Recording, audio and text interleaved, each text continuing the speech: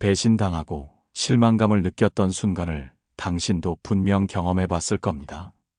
정말 진심으로 누군가를 대했는데 뒤통수를 맞는 기분을 느낀 순간을, 내가 이렇게까지 해줬는데 하는 억울함과 사람은 역시 믿을 게 못 된다는 절망감이 동시에 밀려오는 그 순간을, 오늘 이 시간을 통해 우리는 전혀 다른 관점에서 인간관계를 바라보게 될 것입니다. 배신과 상처가 왜 필연적으로 일어나는지, 그리고 그 속에서 우리가 어떻게 성장할 수 있는지에 대한 깊은 통찰을 얻게 될 것입니다. 우리는 어릴 때부터 아름다운 관계에 대한 환상을 품고 자랍니다. 순수한 사랑, 조건 없는 우정, 서로를 위해 헌신하는 가족. 이런 이상적인 모습들이 우리 마음 깊은 곳에 자리 잡고 있습니다. 그런데 현실은 어떻습니까? 사람들은 자신에게 도움이 되지 않으면 멀어지고, 더 매력적인 상대가 나타나면 마음이 변하며 자신의 이익이 걸린 순간 냉정하게 계산합니다. 이것이 바로 우리가 느끼는 배신감의 시작입니다. 하지만 여기서 중요한 깨달음이 필요합니다. 사람들이 이기적이어서 문제가 아닙니다. 우리가 관계에 대해 잘못된 환상을 가지고 있었던 것입니다. 인간은 근본적으로 생존을 위해 만들어진 존재입니다. 홀로서는 살아갈 수 없기에 서로 연대하고 협력하지만, 그 협력의 기반에는 언제나 상호 이익이라는 현실적 계산이 깔려 있습니다. 이것을 인정하는 순간 우리는 비로소 진정한 관계의 모습을 볼 수 있게 됩니다. 완전히 순수한 관계란 존재하지 않습니다. 모든 관계에는 주고받음이 있고, 그 균형이 깨질 때 갈등과 상처가 생깁니다. 부모와 자식 사이에도 이런 교환이 있습니다. 부모는 자식을 통해 존재의 의미와 연속성을 느끼고, 자식은 부모로부터 안전과 사랑을 받습니다. 친구 사이에도 마찬가지입니다. 서로의 외로움을 달래주고 즐거움을 나누며 때로는 실질적인 도움을 주고받습니다. 연인 사이에는 더욱 복잡한 욕구들이 얽혀 있습니다. 관계의 현실적 성격을 인정한다고 해서 관계가 차갑고 계산적이 된다는 뜻은 아닙니다. 오히려 이런 이해를 바탕으로 할 때 우리는 더 건강하고 지속 가능한 관계를 맺을 수 있게 됩니다. 상대방에게 무리한 기대를 하지도 않고, 자신도 상대방에게 과도한 희생을 강요당하지 않기 때문입니다. 그렇다면 왜 우리는 같은 패턴의 상처를 반복해서 경험하게 될까요? 이것은 우리가 관계의 진짜 모습을 제대로 이해하지 못했기 때문입니다. 모든 인간관계는 일종의 교환 구조입니다. 우리는 상대방에게 무언가를 주고 그 대가로 무언가를 받기를 기대합니다. 이때 주고받는 것은 물질적인 것만이 아닙니다. 관심, 인정, 사랑, 시간, 에너지, 심지어 감정적 위로까지도 모두 교환의 대상이 됩니다. 문제는 이 교환이 항상 공정하지 않다는 점입니다. 한쪽은 많이 주고 적게 받는다고 느끼고, 다른 쪽은 자신이 받는 것보다 주는 것이 많다고 생각합니다. 이런 불균형이 지속될 때 관계는 서서히 무너지기 시작합니다. 특히 우리가 자주 경험하는 상황이 있습니다. 상대방을 위해 온갖 정성을 쏟았는데 상대방은 그것을 당연하게 여기거나 심지어 부담스러워하는 경우입니다. 이때 우리는 이렇게까지 해줬는데 라는 억울함에 빠지고, 상대방은 내가 부탁했나라는 반응을 보입니다. 이런 상황이 발생하는 이유는 간단합니다. 우리가 주는 것과 상대방이 원하는 것이 다르기 때문입니다. 내가 아무리 정성스럽게 준비한 음식이라도 상대방이 원하지 않는다면 그것은 상대방에게 부담일 뿐입니다. 더 기본적인 문제는 우리가 주는 행위 자체에서 만족을 얻으려 한다는 점입니다. 상대방이 원하는지 확인하지도 않고 일방적으로 베풀면서 그에 대한 고마움이나 보답을 기대합니다. 이것은 사실 진정한 베풀미 아니라 일종의 투자입니다. 최종적으로 상처가 반복되는 이유는 우리가 상대방의 입장을 제대로 고려하지 않고 자신의 기준으로만 관계를 해석하기 때문입니다. 내가 소중하게 여기는 것이 상대방에게도 소중할 것이라고 가정하고, 내가 원하는 방식으로 사랑받기를 바라면서 정작 상대방이 원하는 것은 무시하게 됩니다. 인간관계에서 가장 중요하면서도 가장 은밀하게 작동하는 것이 바로 매력과 권력의 균형입니다. 우리는 이것을 인정하기 싫어하지만 모든 관계에는 보이지 않는 권력 구조가 존재합니다. 매력이란 단순히 외모만을 의미하지 않습니다.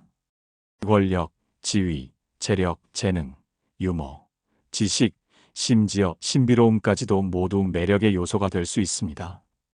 이 모든 것들의 공통점은 상대방이 원하거나 필요로 하는 것을 제공할 수 있는 능력이라는 점입니다. 매력은 기본적으로 상대적입니다. 같은 사람이라도 어떤 사람에게는 매력적이고 다른 사람에게는 전혀 매력적이지 않을 수 있습니다. 이것은 각자가 처한 상황과 필요에 따라 매력을 느끼는 기준이 달라지기 때문입니다. 관계에서 누가 더 많은 매력을 가지고 있는가에 따라 권력의 균형이 결정됩니다. 더 매력적인 쪽은 관계에서 주도권을 가지게 되고, 덜 매력적인 쪽은 그 관계를 유지하기 위해 더 많은 노력을 기울이게 됩니다. 이런 불균형이 심해질 때 문제가 생깁니다. 한쪽은 자신이 관계에서 모든 것을 주고 있다고 느끼고, 다른 쪽은 자신이 과도한 관심과 압박을 받고 있다고 느낍니다. 매력적인 쪽은 상대방의 노력을 당연하게 여기게 되고, 매력을 느끼는 쪽은 점점 더 많은 것을 주면서도 인정받지 못한다는 좌절감에 빠집니다. 더 복잡한 것은 매력이 고정불변하지 않다는 점입니다. 시간이 지나면서 상황이 바뀌고 새로운 요소들이 등장하면서 매력의 균형도 변합니다. 어제까지 나를 간절히 원했던 사람이 오늘은 냉담해질 수 있고, 그 반대의 상황도 일어날 수 있습니다. 사람들은 자신도 모르게 상대방을 움직이고 싶어 합니다. 이것은 인간의 근본적인 욕구 중 하나입니다. 상대방이 나에게 관심을 보이고, 나를 위해 무언가를 해주고, 나를 중요하게 여기기를 바랍니다.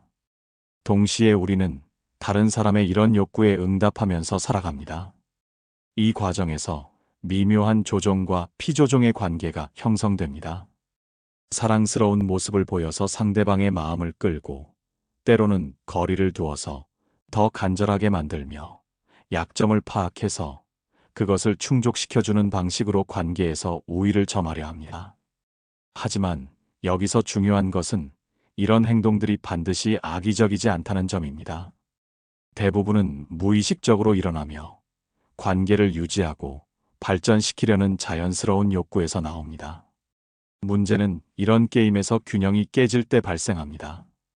지금까지 이야기한 매력과 권력의 게임은 사실 더 큰 그림의 일부입니다. 인간관계를 전쟁터라고 표현하면 너무 냉혹하게 들릴 수 있지만, 실제로 모든 관계에는 보이지 않는 경쟁과 협상이 지속적으로 일어납니다. 우리는 관계 속에서 끊임없이 자신의 위치를 확인하고 더 유리한 조건을 만들어내려고 노력합니다. 이것은 의식적으로 계획하는 일이 아닙니다. 생존 본능에 각인된 자연스러운 행동 패턴입니다. 예를 들어 대화 중에 누가 더 많이 말하는지, 누가 주제를 주도하는지, 누가 먼저 연락하는지, 누가 더 양보하는지 같은 것들이 모두 이 보이지 않는 권력 게임의 일부입니다. 심지어 누가 먼저 미안하다고 하는지도 관계에서의 힘의 균형을 나타내는 지표가 됩니다. 가장 미묘한 전쟁은 감정의 영역에서 벌어집니다. 누가 더 사랑하는지, 누가 더 필요로 하는지가 관계의 권력 구조를 결정합니다. 더 사랑하는 쪽이 관계에서 더 약한 위치에 서게 되고, 상대방의 기분과 행동에 더 민감하게 반응하게 됩니다. 많은 사람들이 착하고 배려심 많은 모습을 보이는 것도 사실은 이 게임의 일부입니다. 물론 순수한 마음에서 나오는 행동들도 있지만, 그 밑바닥에는 나를 좋아해달라, 나를 인정해달라, 나를 필요로 해달라는 욕구가 깔려 있습니다. 공감도 마찬가지입니다. 상대방의 감정을 이해하고 위로해주는 것은 분명 아름다운 일이지만, 그 과정에서 우리는 상대방과의 유대감을 형성하고 자신의 존재 가치를 확인받으려 합니다. 만약 우리의 공감이 받아들여지지 않거나 무시당한다면 배신감은 더욱 깊어집니다. 이런 관점에서 보면 관계에서 느끼는 상처의 대부분은 이 보이지 않는 게임에서 지고 있다는 느낌에서 나옵니다. 내가 더 많이 주고, 더 많이 배려하고, 더 많이 양보하는데도 상대방은 그것을 당연하게 여기거나 오히려 부담스러워한다면 우리는 패배감을 느끼게 됩니다. 하지만 여기서 중요한 깨달음이 필요합니다. 이런 게임에서 이기고 지는 것은 사실 별로 의미가 없습니다. 진짜 문제는 우리가 이런 게임을 하고 있다는 사실 자체를 인정하지 않으려 한다는 점입니다. 모든 사람이 이기적이고 자신의 이익을 추구하며 관계에서도 자신에게 유리한 위치를 차지하려 한다는 것을 인정할 때 우리는 비로소 현실적이고 건강한 관계를 맺을 수 있게 됩니다. 상대방의 이기적인 행동에 배신감을 느끼는 대신 그것을 자연스러운 현상으로 받아들이고 대응할 수 있게 됩니다. 그리고 이런 이해야말로 진정한 사랑과 우정의 시작점이 됩니다. 서로의 이기심을 인정하고도 함께하기로 선택할 때 그 관계는 비로소 진정한 의미를 갖게 됩니다. 부부나 가족처럼 가까운 관계에서는 이런 인간관계의 진짜 모습이 더욱 적나라하게 드러납니다. 거리두기나 가면 쓰기가 어렵기 때문에 서로의 진짜 모습을 마주하게 됩니다.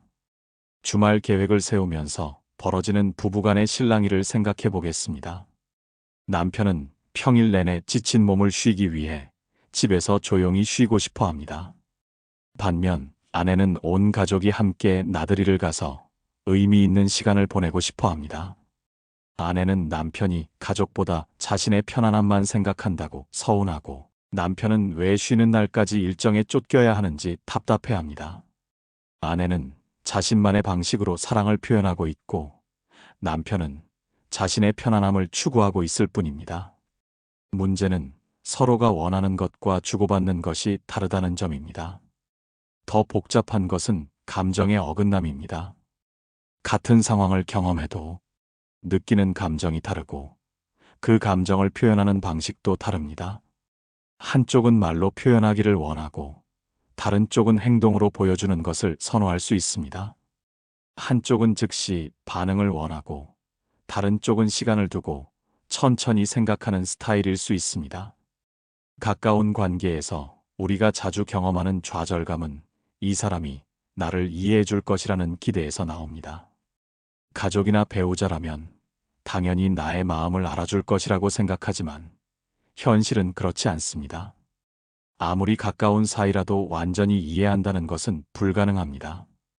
각자의 성장 배경, 가치관, 성격, 심지어 그날의 컨디션까지 모든 것이 다르기 때문에 같은 상황을 경험해도 전혀 다르게 해석할 수 있습니다.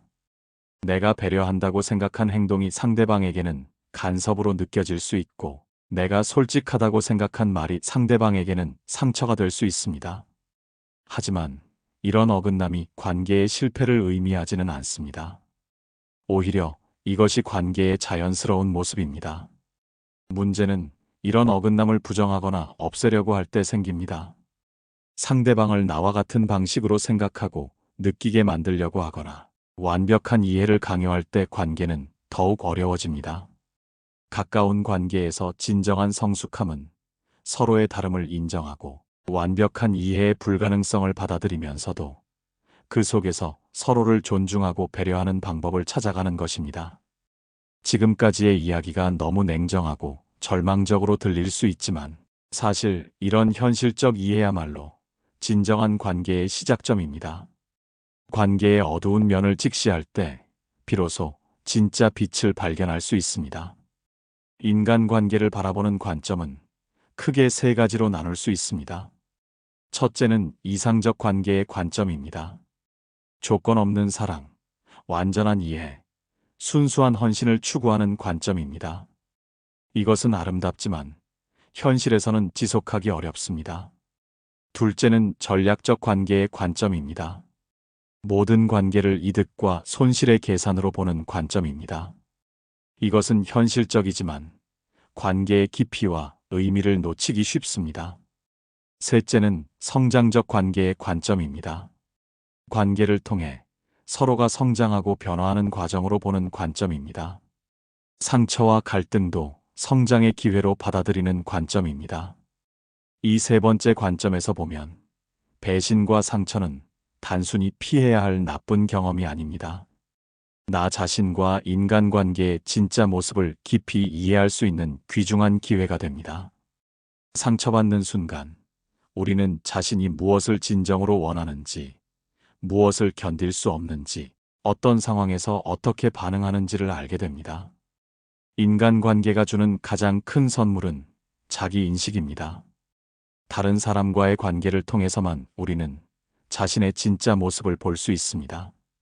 혼자 있을 때는 알 수 없었던 자신의 감정, 욕구, 한계, 가능성을 발견하게 됩니다. 상처를 주는 관계조차도 우리에게 중요한 가르침을 줍니다. 내가 무엇을 원하는지, 무엇을 견딜 수 없는지, 어떤 상황에서 어떻게 반응하는지를 알려줍니다. 때로는 나를 가장 아프게 한 관계가 나를 가장 크게 성장시키기도 합니다. 관계는 또한 삶의 의미를 만들어냅니다. 혼자서는 경험할 수 없는 감정과 경험들을 선사합니다. 사랑의 기쁨, 나눔의 따뜻함, 이해받는 안도감, 심지어 갈등과 화해의 과정까지도 모두 삶을 풍요롭게 만드는 요소들입니다. 인간은 근본적으로 관계적 존재입니다. 혼자서는 완전할 수 없고, 다른 사람과의 관계를 통해서만 자신의 존재를 확인하고 의미를 찾을 수 있습니다. 이것이 우리가 상처를 받으면서도 계속해서 관계를 추구하는 이유입니다. 그리고 가장 놀라운 것은 서로의 이기심과 한계를 모두 인정한 후에도 함께하기로 선택하는 순간입니다. 그 순간 관계는 계산을 넘어선 진짜 사랑이 됩니다. 그렇다면 우리는 무엇보다 타인을 있는 그대로 바라보는 연습부터 시작해야 합니다. 그 사람은 기본적으로 이기적이고 자신의 이익을 우선시하며 완벽하지 않다는 것을 인정해야 합니다. 이것이 나쁜 게 아니라 자연스러운 것임을 받아들여야 합니다. 상대방의 행동을 이해할 때도 그들의 입장에서 생각해 봐야 합니다. 상대방이 나에게 냉정하게 굴거나 거리를 둔다면 그것이 반드시 나를 싫어해서가 아닐 수 있습니다. 그들 나름의 이유와 상황이 있을 것입니다. 상대방의 행동을 개인적으로 받아들이지 말고 그들의 전체적인 맥락에서 이해하려고 노력해야 합니다. 과연 나는 매력적인 사람인가? 나와의 관계에서 진정한 가치를 느끼고 있는가? 혹시 나는 일방적으로 주기만 하면서 상대방을 부담스럽게 만들고 있지는 않은지를 나 자신도 돌아봐야 합니다.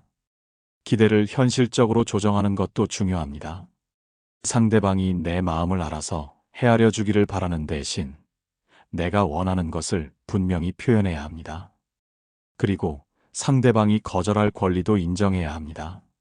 내가 주는 것이 항상 상대방이 원하는 것은 아니며 상대방이 받아들이지 않는다고 해서 그것이 배신은 아닙니다.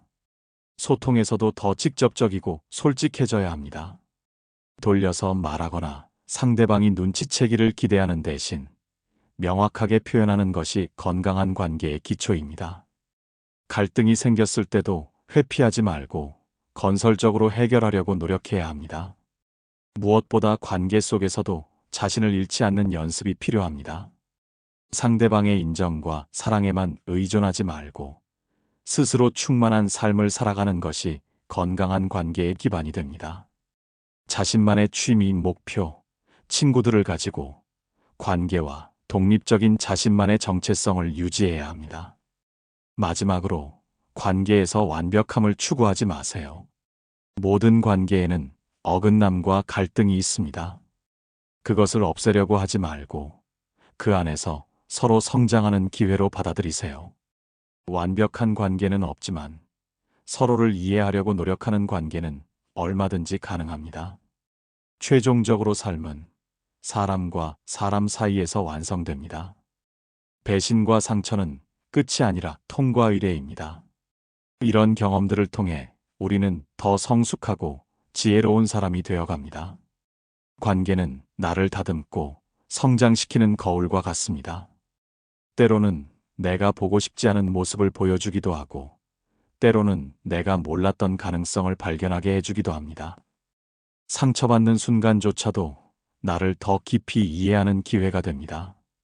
인간관계의 복잡함과 모순을 인정할 때 우리는 비로소 진정한 관계의 아름다움을 발견할 수 있습니다. 완벽하지 않기 때문에 더욱 소중하고, 예측할 수 없기 때문에 더욱 신비로우며, 상처를 주고받기 때문에 더욱 깊어질 수 있습니다. 계산과 감정, 이익과 사랑, 이기심과 헌신이 모두 어우러진 이 복잡함이야말로 인간관계의 진정한 모습입니다. 이런 현실을 받아들일 때 우리는 더 이상 배신당하지 않습니다. 왜냐하면 우리가 가진 기대 자체가 현실적이고 건강해졌기 때문입니다. 순수함이 깃드는 순간은 분명 존재합니다. 하지만 그것은 모든 계산을 넘어선 곳에서 서로의 이기심마저 인정하고 받아들인 후에 찾아옵니다. 결과적으로 우리는 서로에게 의미가 되기 위해 만났고, 그 의미를 만들어가는 과정 자체가 인간관계의 가장 큰 선물입니다. 관계는 아름다운 전쟁입니다. 서로 다른 두 존재가 만나 갈등하고 화해하며 상처 주고 치유하며 미워하다가도 다시 사랑하게 되는 끝없는 과정입니다. 그 과정에서 우리는 진정한 자신을 발견하고 타인을 이해하며 삶의 깊은 의미를 깨닫게 됩니다. 오늘 이 시간이 여러분의 관계를 바라보는 새로운 시각을 제공했기를 바랍니다. 인간관계의 현실을 이해한다고 해서 사랑이 사라지는 것은 아닙니다. 오히려 더 깊고 진실한 사랑의 가능성이 열립니다. 만약 이 내용이 도움이 되셨다면 구독 버튼을 눌러주시고 좋아요로 응원해주세요. 여러분의 작은 관심이 더 깊이 있는 철학적 통찰을 나눌 수 있는 동력이 됩니다. 다음에도 삶의 진실을 꿰뚫는 지혜로운 이야기로 찾아뵙겠습니다. 감사합니다.